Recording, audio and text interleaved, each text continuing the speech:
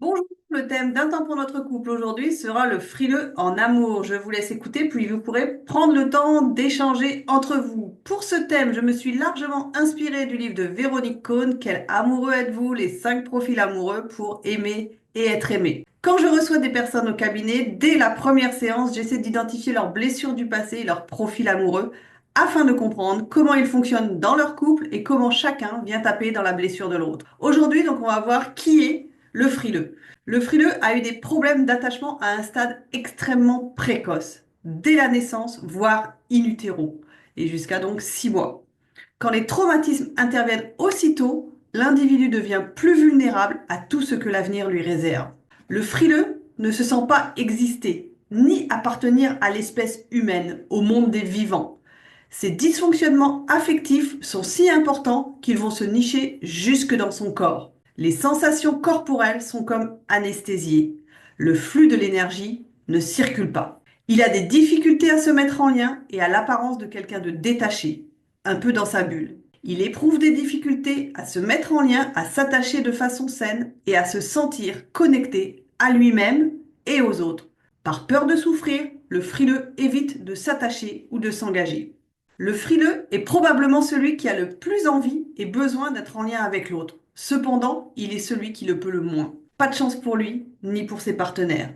C'est celui qui éprouve le plus de difficultés en amour parce que sa manière de s'attacher n'est pas fluide. Elle est ambiguë. Son conflit intérieur se résume ainsi. J'ai envie, mais j'ai peur. Il a profondément besoin de lien, mais éprouve une angoisse immense à l'idée d'être envahi. Il se sent rapidement débordé par les stimulations, c'est vite trop pour lui. Il est mal à l'aise sur le terrain relationnel et sentimental. Il émet des signaux doubles et contradictoires à destination de son partenaire. Je suis intéressé, mais pas trop. Pas trop vite, pas trop fort. S'il a en face de lui quelqu'un qui attend plus que ce qu'il peut donner, la peur augmente. Et le risque de rupture du lien aussi. Car dès que le frileux a le sentiment que c'est trop, il choisit de se retirer dans son monde. Cela ne signifie pas forcément quitter la relation, mais s'en extraire. Il attire, puis repousse, puis réattire, puis repousse. Inutile de dire que ces va-et-vient peuvent être difficiles à gérer pour son partenaire. Pour lui, la solitude est un fief dans lequel il peut se ressourcer. Quand bien même il se sentirait abandonné, il la préfère de loin. À quoi ressemble le frileux? Quand on le regarde, on a le sentiment que son corps manque d'énergie. La tête ne semble pas accrochée au corps. Il a la tête dans les étoiles. Sa respiration est faible. C'est comme s'il n'avait jamais atterri dans son corps. On a l'impression que le thorax est figé. On peut également constater un blocage oculaire qui va inciter le frileux à projeter un monde imaginaire.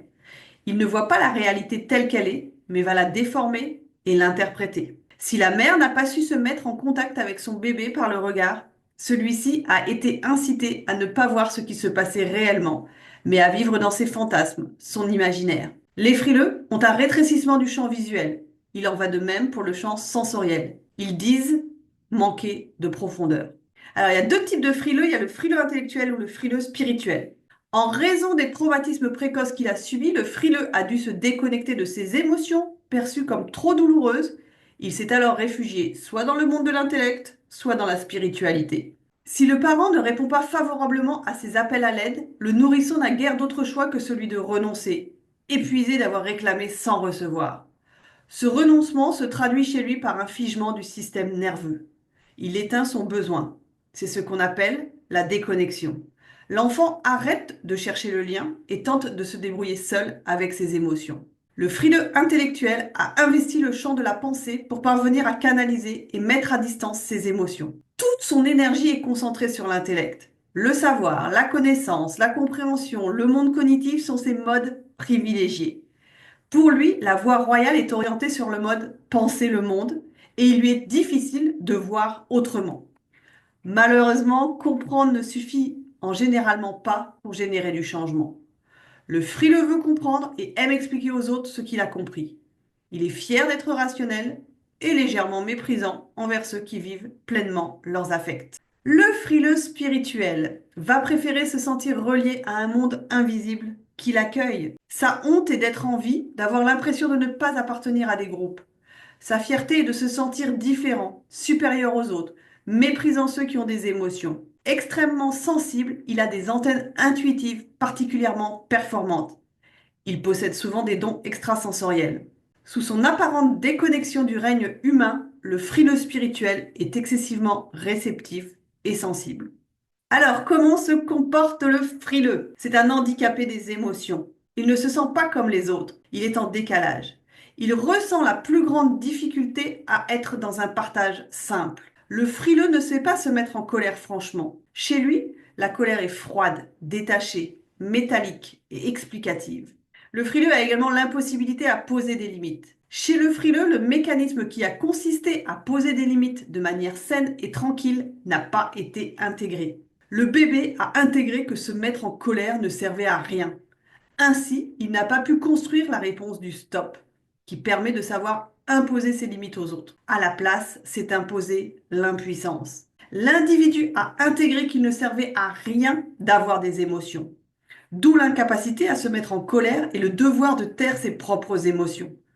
Cette incapacité à recadrer, à savoir dire non, fait qu'il se sent très vite envahi par autrui et par ses émotions. Derrière ce masque de la froideur, il y a souvent de la rage. Derrière le symptôme de déconnexion, il y a la rage, celle de se sentir séparé, en dehors de l'humanité. La rage est donc contenue sous la forme de maîtrise intellectuelle. Il ne peut gérer qu'un peu de contact, tout est très vite trop fort. Inutile de dire que dans la relation amoureuse où se vit un partage de l'intimité physique et émotionnelle, le frileux se sent rapidement mis en danger de manière indescriptible. Le frileux, c'est également un hypersensible. Lorsqu'il est en contact avec son corps, il ne ressent que les tensions. Il dit d'ailleurs facilement qu'il ne ressent rien. Ce n'est pas vrai.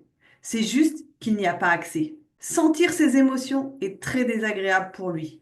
En se mettant à l'abri des émotions blessantes, il se coupe malheureusement aussi des émotions plaisantes.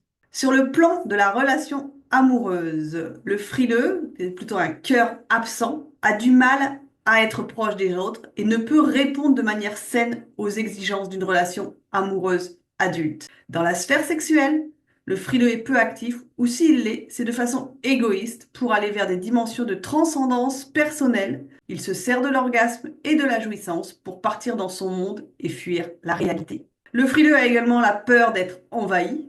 En amour, le frileux, c'est l'attachement évitant. Indépendant, il pense pouvoir tout faire tout seul. Sa plus grande peur, être phagocyté ou envahi. Il choisit donc de contrôler en mettant de la distance et investit la sphère intellectuelle plutôt qu'émotionnelle. La relation devient vite froide, analytique. Il ne se dévoile pas rapidement et préfère écouter l'autre. Lorsqu'il se sent submergé dans une relation, il va avoir tendance à s'isoler, prendre de la distance sans explication. En réalité, il s'est déconnecté de son corps sans en être conscient. Son mécanisme de défense privilégié est de s'isoler physiquement. Il parle de manière détachée et a du mal à soutenir le regard. Le frileux a également une mauvaise image de lui-même. En amour, son mécanisme est très complexe. Il projette une bonne ou une mauvaise mère sur le partenaire amoureux. Il fonctionne de manière clivée. Je suis bon ou je suis mauvais. Ainsi, dans la relation, il aura tendance à se dévaloriser et à adopter des positionnements plus de victime que de persécuteur. Il se définit comme le mauvais objet. Quelles sont ses blessures? Le traumatisme du frileux remonte à la toute petite enfance, entre le stade de la vie intra-utérine jusqu'à 6 mois. Le frileux a ressenti qu'il y avait eu menace pour sa vie. Il n'a pas été désiré, difficulté durant la grossesse ou naissance traumatique, mère dissociée, frileuse ou dépressive, parents froids, distants ou trop sévères, absents ou peu soutenants, séparation précoce. Il n'a trouvé le moyen que donc de se déconnecter. Une stratégie de survie qui s'opère au niveau du cerveau reptilien afin de ne plus sentir la douleur des émotions. Cette déconnexion s'accompagne d'une charge émotionnelle énorme bloquée dans l'organisme. La croyance de base associée est si je ressens, je risque de mourir. La plupart du temps s'opère un conflit intérieur entre les besoins innés, j'ai envie, j'ai besoin de contact pour sentir l'existence me traverser, et les manquements de l'enfance qui ont construit l'identité, J'ai peur du lien, je ne peux pas gérer un lien dangereux pour ma survie, donc je vais devenir invisible, me faire tout petit. Le frileux va donc développer des troubles de l'attachement. Il se contente d'un attachement plutôt froid, coupé de ses émotions et évitant, vite saturé par trop d'informations émotionnelles. Il va s'éloigner pour se protéger et digérer ainsi, dans le retrait, les contacts et émotions vécues. Il n'a généralement pas reçu assez d'empathie. Il y aura une deuxième vidéo sur le frileux, donc ce sera le frileux en couple. Pour aller plus loin, vous pouvez lire donc le livre de Véronique Cohn, Quel amoureux êtes-vous? Les 5 profils pour aimer et être aimé. Pour ma partie, c'est fini. À vous maintenant de prendre le temps d'échanger entre vous, de commenter ce que vous avez entendu en donnant à tour de rôle votre point de vue et en écoutant celui de l'autre. Si vous avez des questions, n'hésitez pas à les poser sous la vidéo. J'essaierai d'y répondre soit dans les commentaires, soit par une autre vidéo.